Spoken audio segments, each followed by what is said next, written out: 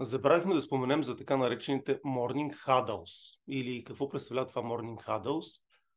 Измислено е в Америка, в денталните клиники и се оказва, че Morning Huddles подобрява продуктивността на клиниката с около 20-35%.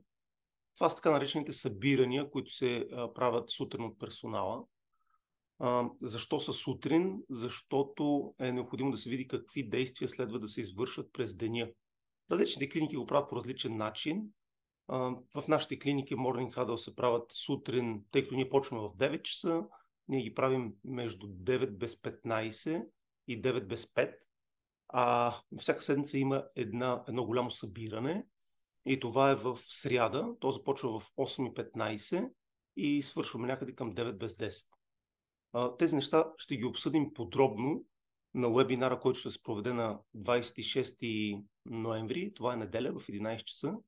И ще ви очакваме. Ако имате някакви въпроси, свързани с тези събирания и това как се провеждат, кои участват в тях, дали са менеджери, дали са денталните асистенти заедно с докторите или ги разделяме на групи, ще си поговорим за това. Ако имате някакви въпроси, също може предварително да ги изпратите към нас. Но така или иначе това не го споменах в плана, в който ще следваме на 26 ноември в 11 часа, но ще го обсъдим и ще видим какви интересни ситуации могат да се създадат и каква организация може да се направи в вашите клиники.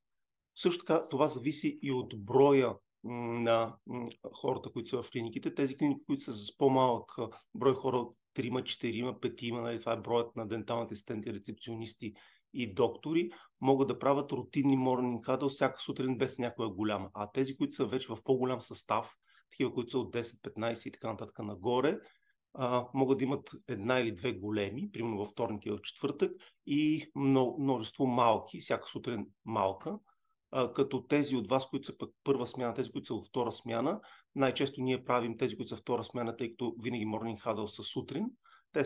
Те влизат онлайн през Zoom и така осъществяваме комуникация, така обсъждаме проблеми, така обсъждаме бъдещи планове на лечение и така нататък.